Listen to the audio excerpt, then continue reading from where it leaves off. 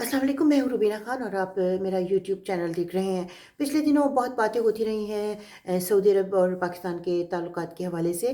Saudi अरब के कुछ संजीदा तबके की तरफ से ये कहा जा रहा है कि उनका मौक़िफ़ सामने नहीं आ रहा। तो उनका क्या मौक़िफ़ है, मैंने बहुत कोशिश की जानने की, बहुत से रिसाइल, जराइद को देखा, कॉलम्स पढ़े, तो उनमें से सिर्फ़ 2 चीज़ें मुझे मिली हैं। वो मैं 2 चीज़ें आपके सामने रख रही हूँ, जो कि एक तरह से कश्मीरियों के फ़ेवर में आती हैं और कुछ सऊदीज़ का मौक़िफ़ या नज़रिया हो सकती हैं।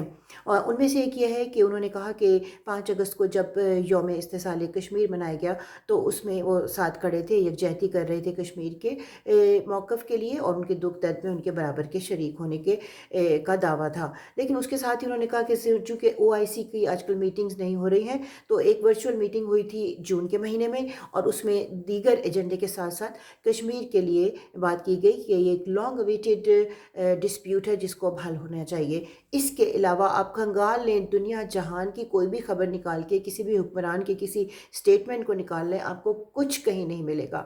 अगर आपको मिलेगा तो वो यही कि 2030 का जो विज़न है उसको सऊदी गवर्नमेंट फ़ॉलो कर रही है। लेकिन यहाँ तक ठीक है, अपने मुल्क को तरक्की का हर किसी को इख्तियार है और हम भी सऊदीया के साथ इस मामले में खड़े हैं। लेकिन अगर आप ये देखें कि वो कह रहे हैं कि अगर मुस्लिम किसी दूसरे मुसलमान या पाकिस्तान किसी दूसरे इत्तेहाद की तरफ बढ़ते हैं, तो वो ये एक बहुत ही गलत प्रपोज़िशन होगी और वो जो इत्तेहाद है ऐसे मुल्कों का इत्तेहाद है जो जिनके हाथ ऑलरेडी मुस्लिम उम्मा के खून से रंगे हुए हैं।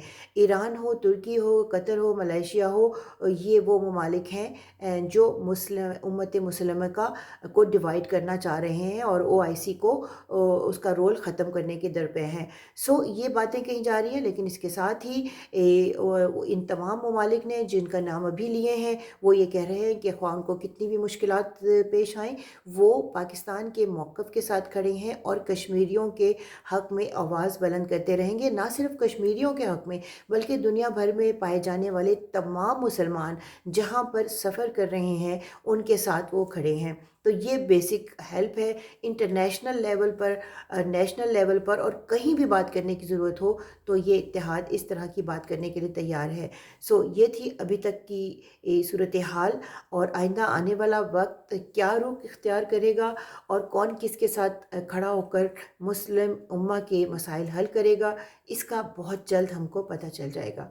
फ़िलहाल के लिए इतना ही। रुबीना ख़ान को इजाज़त। अल्लाह हाफ़िज़।